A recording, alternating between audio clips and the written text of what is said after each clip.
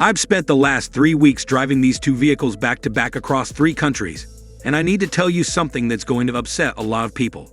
The 2027 Audi SQ7 just ran a Nürburgring lap time that's 4.3 seconds faster than the current X5M competition, and that's not even the most embarrassing part for BMW. What's worse is that the Audi did it on a cold Tuesday morning with a full tank of fuel and all 7 seats installed. This isn't just about one lap time at one track. This is about a fundamental shift in the performance SUV hierarchy that's been building for years. And if you've been loyal to Munich for the past 2 decades, like so many of us have, what I'm about to share is going to challenge everything you thought you knew about which German manufacturer truly owns this segment. Let me take you back to 2009. The original X5M arrived and absolutely dominated the performance SUV landscape. BMW had taken their twin-turbo V8, shoved it into their mid-size SUV platform, and created something that had no real competition. Audi was still selling the Q7 with that agricultural 3-liter TDI that was adequate for hauling families, but wouldn't scare anyone in a straight line. Porsche had the Cayenne Turbo, sure, but that carried a price premium that put it in a different conversation entirely.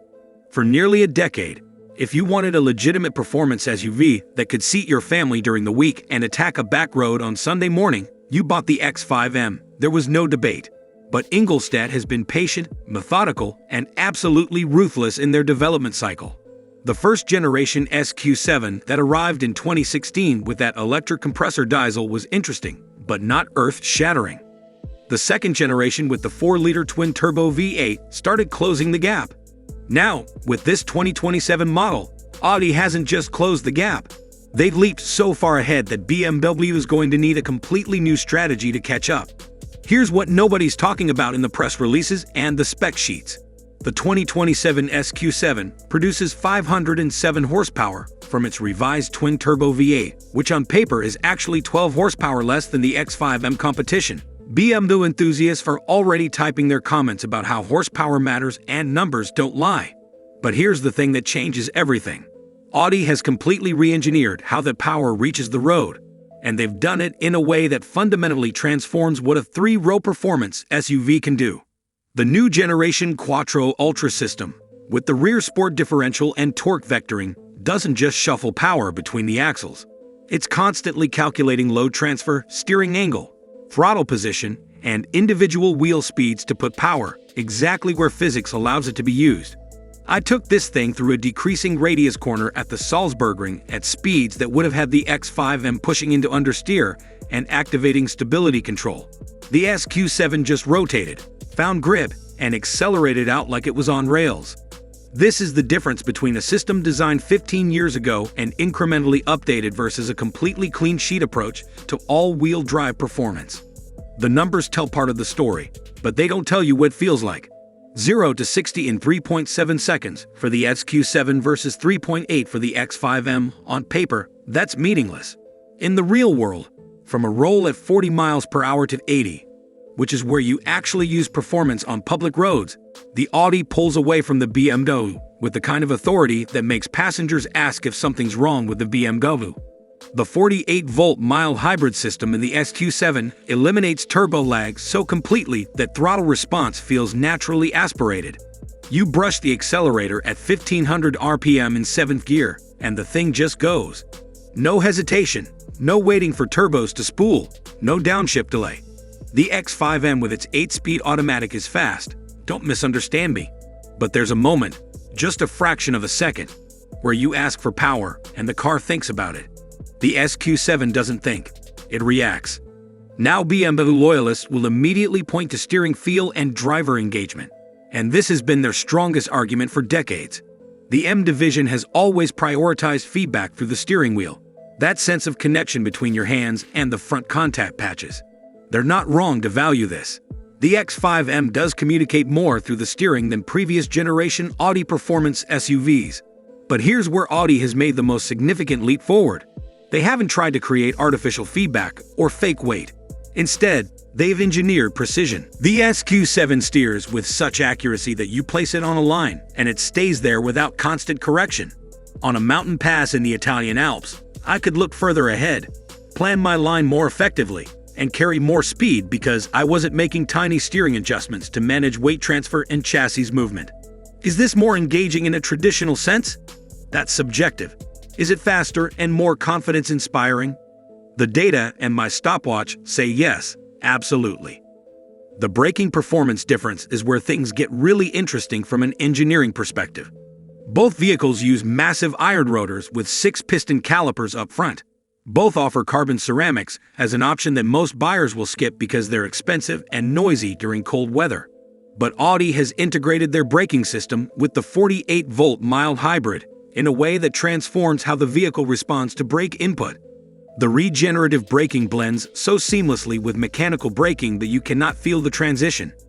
More importantly, under heavy braking from high speed, the SQ7 maintains stability and steering precision that the X5M simply cannot match. I did repeated stops from 120 miles per hour at a test facility in Germany, and after 5 consecutive stops, the X5M was showing noticeable fade and requiring more pedal pressure. The SQ7 just kept delivering the same firm, progressive pedal feel with no degradation. For a vehicle that weighs 5,300 pounds fully loaded, this is remarkable. It speaks to cooling system design, pad compound selection, and systems integration that BMW hasn't quite figured out yet in this platform. Let's talk about what it's actually like to live with these vehicles, because lap times and acceleration figures don't mean much if the thing frustrates you every day. The SQ7 interior represents everything Audi has learned about building cabins over the past 40 years.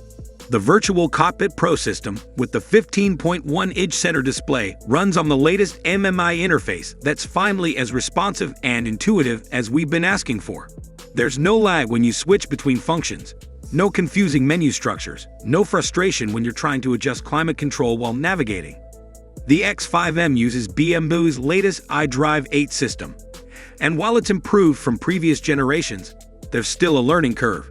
There are still moments where you're pressing icons on a screen while driving and you're not quite sure if the command registered.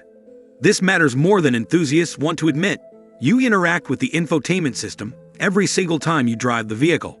If it frustrates you daily, that undermines the entire ownership experience regardless of how fast the thing is around the track. The seat comfort difference is substantial, and this is something that matters enormously for the demographic buying these vehicles. We're not 25-year-old track day enthusiasts who can tolerate firm bolsters and aggressive side support for hours. The SQ7 sport seats provide excellent lateral support during spirited driving but remain comfortable on a 6-hour highway run. I drove from Munich to Copenhagen in one day, about 600 miles, and arrived feeling fresh. The following week I did a similar distance in the X5M and needed to stop twice just to stretch because the seat design was causing pressure points. BMW has prioritized sporty aesthetics over long-distance comfort, and for a vehicle in this class, that's a mistake. These are luxury SUVs first and performance vehicles second, regardless of what the marketing materials claim. The ride quality comparison reveals different philosophical approaches to suspension tuning. The X5M uses adaptive dampers that offer comfort, sport, and Sport Plus modes. In comfort mode, it's compliant enough for daily driving, but never feels truly settled over broken pavement. In Sport Plus, it's punishing on anything but glass-smooth tarmac. The SQ7 adaptive air suspension, with continuous damping control, manages to be both more comfortable in its softest setting and more controlled in its firmest setting. On British B roads with patched asphalt and worn surfaces, the Audi filtered out impacts while maintaining body control. The BMW crashed over the same surfaces, sending jolts through the cabin.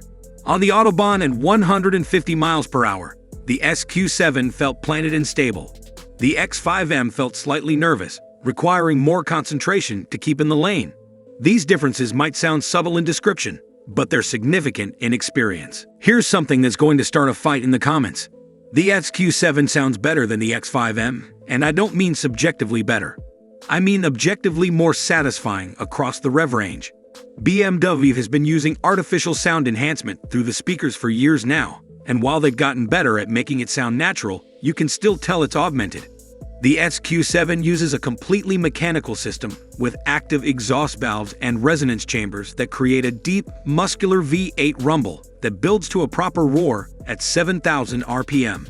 There's no speaker trickery, no fake emotion. Under full throttle acceleration, the Audi sounds like a naturally aspirated V8 from the golden era of high-revving engines, despite being a twin-turbo.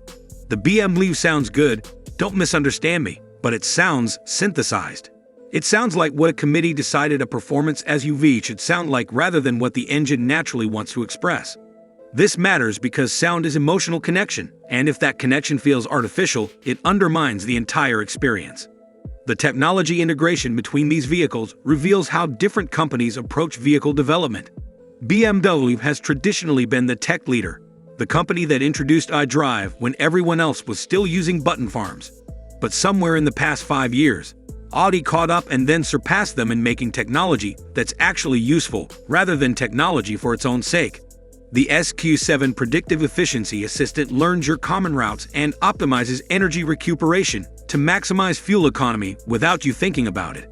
The Predictive Active Suspension uses camera data to scan the road ahead and adjust damping before you hit an imperfection.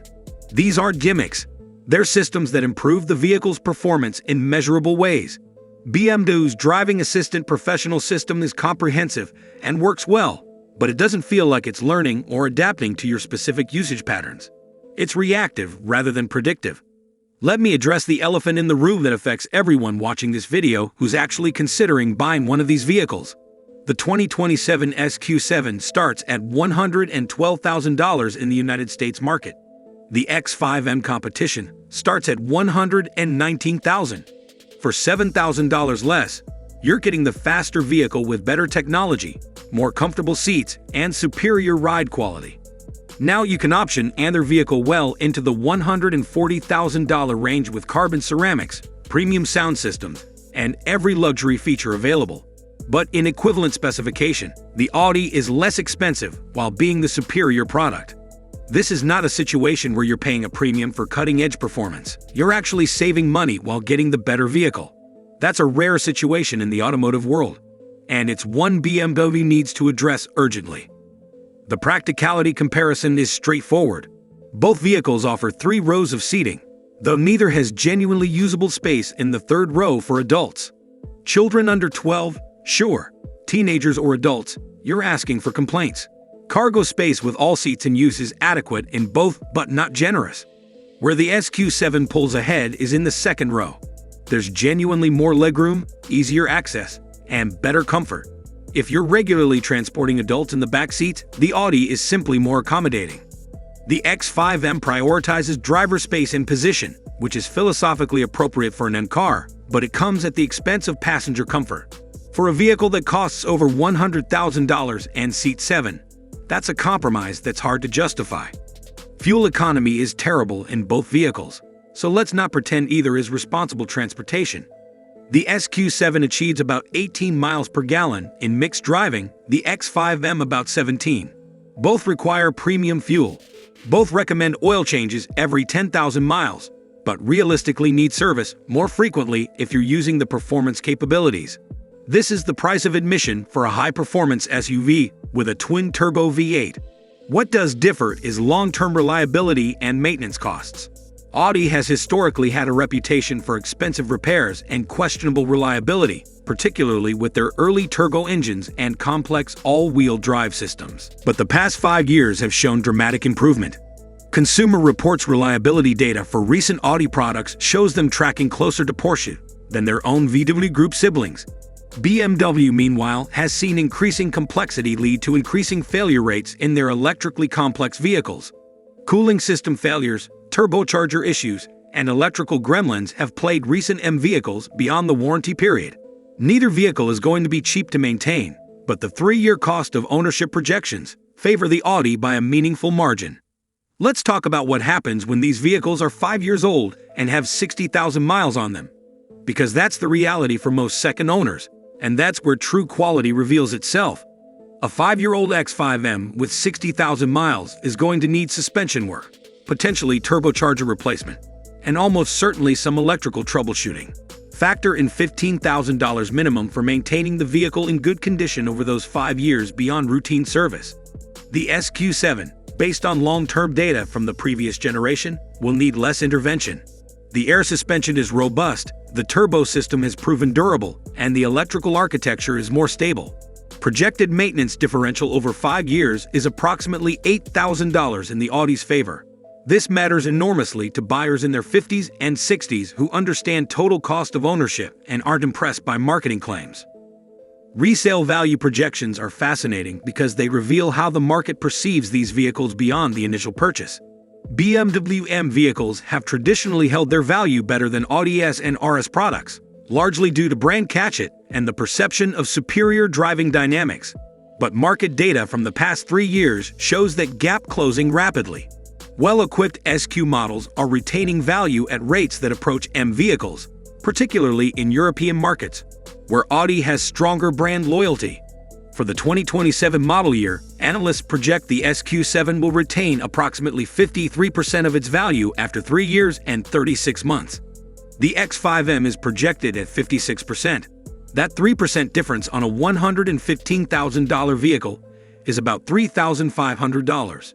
Not insignificant, but much closer than it would have been 5 years ago. The gap is closing because the market is recognizing that Audi's performance products are no longer the inferior alternative. They're legitimate competitors, and in cases like this, they're the superior choice. Now let's address the controversial question that's going to make BMW enthusiasts angry. Is the X5M still the driver's car in this comparison? Does it still offer that indefinable M division magic that justifies choosing it despite the SQ7's objective advantages? I've owned 3 M cars over the past 20 years. An E46 M3, an E92 M3, and an F80 M3. I understand what M division magic feels like. It's that sense that the car is an extension of your will, that communication between driver and machine that makes you feel like a better driver than you actually are. The X5M has moments of that feeling. When you're pushing hard on a good road with the suspension in its sportiest setting and the drivetrain in its most aggressive mode, there are flashes of that M car character. But it's inconsistent. The vehicle's weight and size work against the chassis engineer's best efforts. You feel the mass in every direction change, every braking zone, every acceleration event. The SQ7 doesn't try to pretend it's something it's not. It's a fast, capable, incredibly competent performance SUV that prioritizes effectiveness over emotion. And here's the thing that's hard to admit after decades of preferring BMW's approach. Effectiveness is more satisfying over time than occasional flashes of emotion. The SQ7 makes you faster, more confident, and more comfortable. That's what you remember after you've owned it for 2 years, not whether the steering provided feedback through high-frequency vibrations. The technology roadmap for both manufacturers tells us where these vehicles are heading. BMW has committed to electrifying their M performance lineup with plug-in hybrid powertrains by 2028. The next generation X5M will almost certainly feature a turbocharged inline-six, with electric assist producing similar total output, but with the added weight and complexity of a battery pack and electric motors. Audi's roadmap is less clear, but rumors suggest the SQ7 will continue with pure combustion engines longer than BMW's offerings, at least in markets that still permit them. For buyers who want a traditional V8 performance SUV without hybrid complexity, the SQ7 might represent one of the last opportunities to get that experience in a modern package. This is speculation, but it's informed speculation based on both manufacturers' stated electrification strategies. The competitive landscape beyond these two vehicles deserves mention because neither exists in a vacuum. The Mercedes-AMG GLE 63 S offers 503 horsepower and presents a genuine third option in this segment. It's more expensive than both the Audi and BMW, rides more comfortably than the BMW but less precisely than the Audi, and sounds fantastic. The Porsche Cayenne Turbo GT is faster than all of them, but costs $50,000 more and sacrifices practicality for ultimate performance.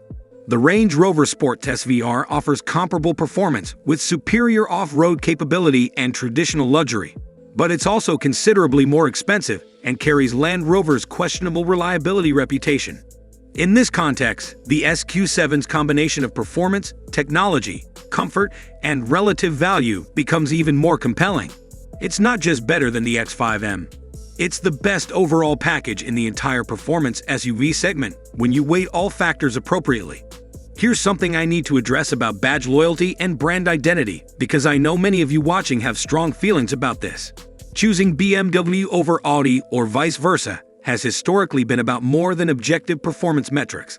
It's been about identity, about which philosophy you align with, about whether you value ultimate driving machine dynamics or quattro, all-weather capability.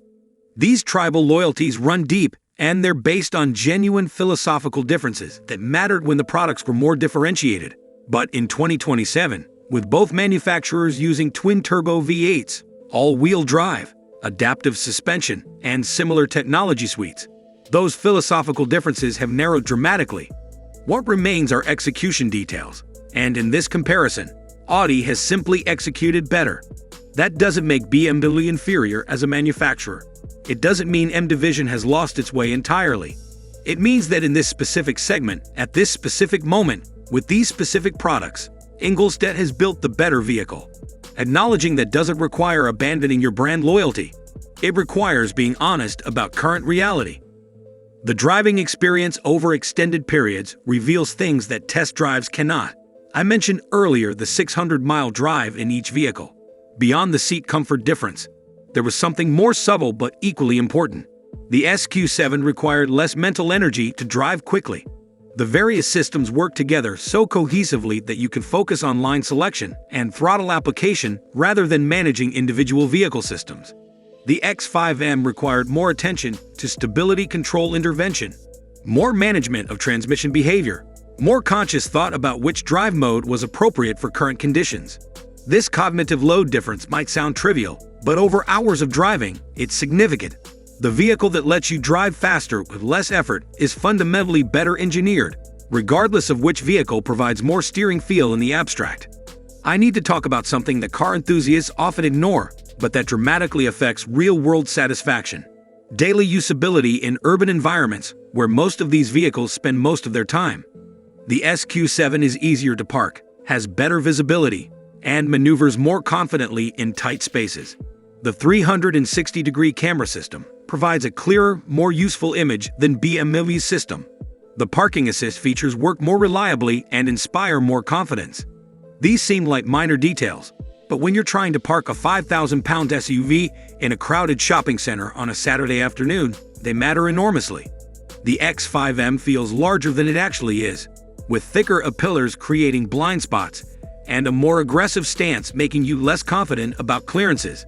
For a vehicle that's supposed to be both a performance car and a family hauler, the Audi better serves the family hauler role without compromising the performance capabilities. The warranty and maintenance programs offered by both manufacturers are comparable, but not identical. Both offer 4-year 50,000-mile basic coverage with 12-year rust perforation protection. BMW includes 3 years or 36,000 miles of free scheduled maintenance, which has real value. Audi does not include free maintenance, which means you'll pay for oil changes and inspections. Over 3 years, this represents approximately $2,000 in additional cost for the Audi. However, Audi's warranty coverage includes more electrical components and systems as standard, while BMW often requires extended warranty purchase to cover complex electrical systems beyond the basic term. For buyers planning to keep the vehicle beyond the initial warranty period, Audi's more comprehensive electrical coverage provides better protection where you're most likely to need it. Let me share something that surprised me about these vehicles.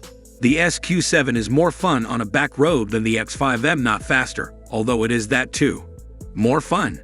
The combination of that precise steering, the confidence-inspiring stability, and the soundtrack from the exhaust system creates an experience that's genuinely enjoyable, rather than just impressive. The X5M feels serious, businesslike, competent. You respect its capabilities, but you don't fall in love with the experience. The SQ7 makes you look for excuses to take the long way home. It encourages you to explore roads you haven't driven before, because you know the vehicle will handle whatever you encounter. This subjective enjoyment factor is difficult to quantify but impossible to ignore. A vehicle you actively enjoy driving is worth more than a vehicle you simply respect. So where does this leave us with the question posed by the title?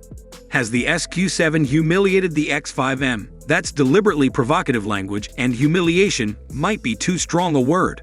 But has Audi definitively beaten BMW at BMW's own game in the performance SUV segment? Yes, absolutely and unquestionably.